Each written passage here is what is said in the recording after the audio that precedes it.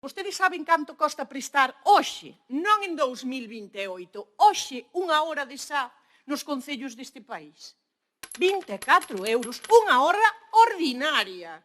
Ordinaria, de lunes a viernes, pero sábado e o domingo a xente terá dereito a que atendan. Saben canto costa prestar unha hora de SAF dependencia extraordinaria que se chama un domingo, un sábado ou un festivo? No mellor dos casos 26 ou 28 euros, cando non hai concellos onde aínda se paga máis. Entón, vostede fala, señora Arias, que en 2028 vai chegar a 18 euros o que pagan a Xunta e o Estado, porque nos 12 euros que se pagan agora van tamén as transferencias que fai o Estado, seguimos defendendo exactamente o mesmo, que nós non imos pasar por imposicións no financiamento do SAF por parte da Xunta e o Estado que non se acheguen ao custe real do servizo.